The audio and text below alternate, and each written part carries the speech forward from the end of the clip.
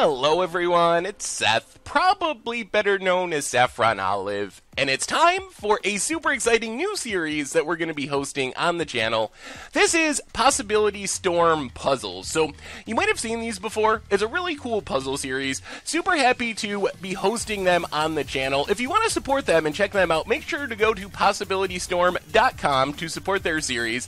But what we have today is a puzzle, and we're going to talk really briefly about the puzzle. Then I'll give you a chance to pause the video and see if you can come up with the solution to the puzzle, and then I'll be back to break down the answer to the puzzle after that. So, as far as this puzzle itself, there's just a couple of important rules as far as Possibility Storm is concerned.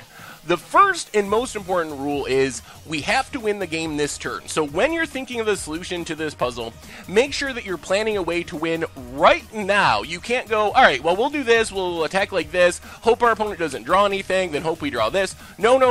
We're at 1 life, let's say. Our opponent has a gut shot in hand. We know about it because we cast a Gitaxian Probe or something, Sorcerer's Spyglass. We know we're dead the next turn if our opponent untaps, so we gotta win right now. Also, worth noting, unless it's somehow otherwise noted, our deck is not part of the equation. Pretend we're playing Momir, it's all full of lands, they can't do anything, so there's no drawing cards to help us. So we gotta win the game this turn with only the cards that we have on the battlefield. One last note before we go to the pausing the video and you figuring out how to win the game.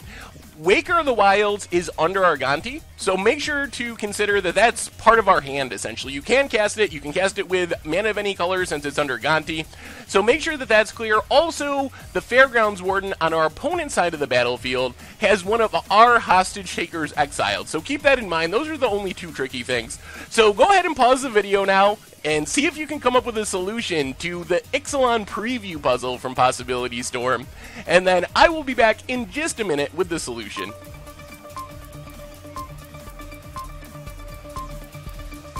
Alright, so let's take a look at this puzzle, and basically what we have going on, our opponent has 3 blockers. They have Bishop of Rebirth, they have Kujar Seed Sculptor, which is a 2/3 because it put the counter that it puts on something when it enters the battlefield on itself, apparently, and then Fairgrounds Warden, which has our Hostage Taker exiled. Our opponent's also at 8 life, so we gotta figure out how to get them from 8 all the way down to 0 this exact turn. The challenging part is our side of the battlefield only has 2 creatures, and they only have 4 power in total. We have a 2/3 Ganti, we have a 2/3 Herald of Secret Streams, we do have a couple of monuments. Kevnit's Monument, not super interesting here because all it really does is reduce the cost.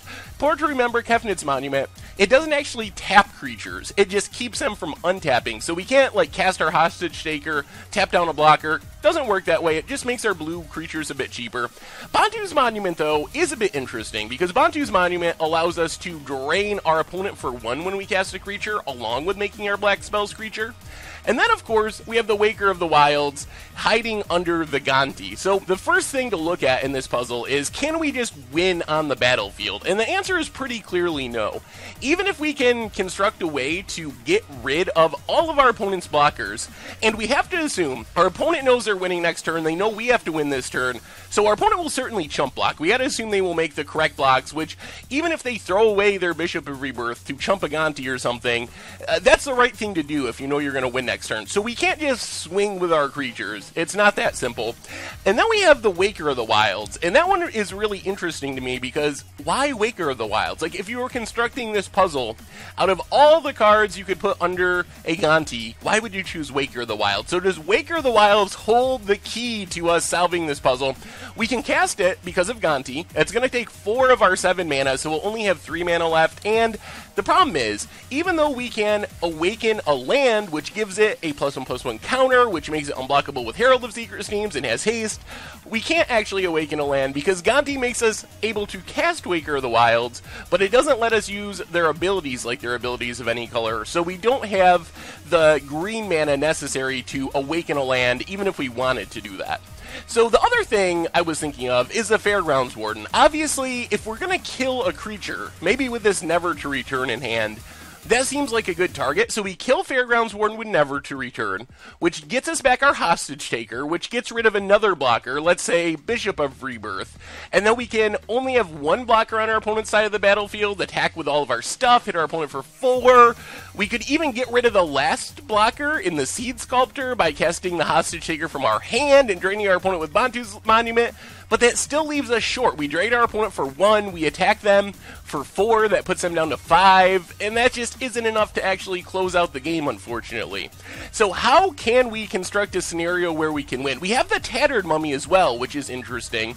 Tattered Mummy isn't a card you see much, but the ability to drain for 2 when it dies, maybe there's some solution where we cast our Tattered Mummy, drain our opponent for 1 with Bantu's Monument, so they're down to 7.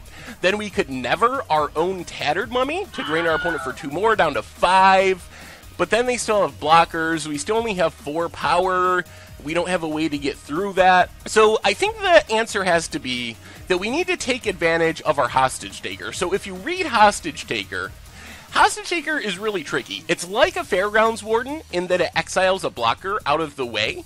So it can get rid of the creatures that are stopping us from just attacking, all the chump blockers over there.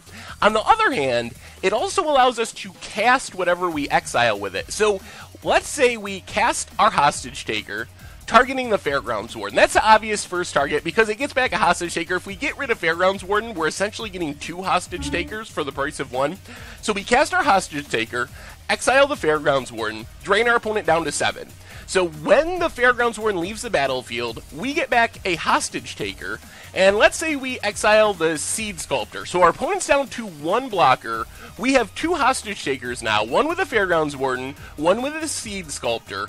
Then we can cast those cards. So far we've only used 2 of our actual mana, so we have 5 mana remaining.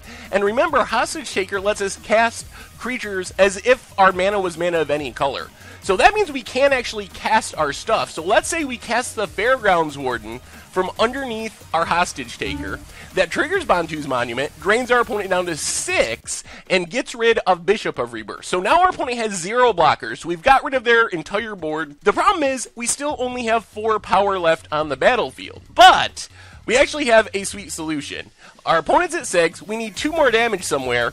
We can cast the Kujar Seed Sculptor, which drains for another 1 with Bantu's Monument, and it also lets us put a counter on one of our creatures. So we can put it on Gonti or Herald of Secret Streams, either of our creatures that are summoning sick, which gets us at 2 more damage we need and gets exactly 8 life off of our opponent's life total and lets us win the game. So I think that's the line. I think that's what we're looking for. Cast Hostage Taker, targeting the Fairgrounds Warden. When Fairgrounds Warden leaves, we get back the other Hostage Taker to get rid of Seed Sculptor, putting our opponent down to just 1 blocker, then using 3 of our remaining 5 mana, we're able to exile the Bishop of Rebirth by casting Fairgrounds Warden, drains our opponent again with Bantu's Monument, opponent's down to 6, then we cast the Seed Sculptor, drain our opponent down to 5 with Bantu's Monument, put a counter on one of our creatures, upping our total attacking power to 5, exactly what we need to close out the game. So I think that's the way to do it. It's really cool to see the power of Hostage Taker. It is a super tricky and interesting line, but it's also super sweet. Like, think of all the value we're getting. We're only casting 1 card out of our hand, and the end result is we're casting, 3 different creatures this turn, getting rid of 3 blockers, and killing our opponent, all for just 7 mana, so super sweet idea. Anyway, that's been our Possibility Storm. Did you get the right answer? What lines did you come up with? I know with some of these puzzles, there's more than one way to get to the answer. Is there any other way to actually kill the opponent from this situation? Or is the Hostage Taker, cast all our opponent's stuff line the only way to do it? Let me know in the comments. Again, thanks to Possibility Storm for letting us host this video on our channel. If you want to check them out, you want to support them, make sure to check out PossibilityStorm.com. Thank you very much for watching. I hope you enjoyed today's Possibility Storm puzzle, and I will talk to you soon.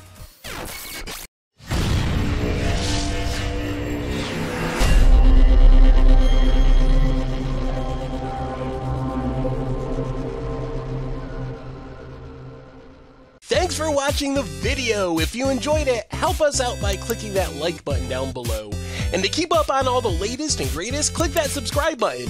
And don't forget to hit that bell icon to get alerts whenever we have new videos. And if you want to, check out some of our other sweet videos here and here.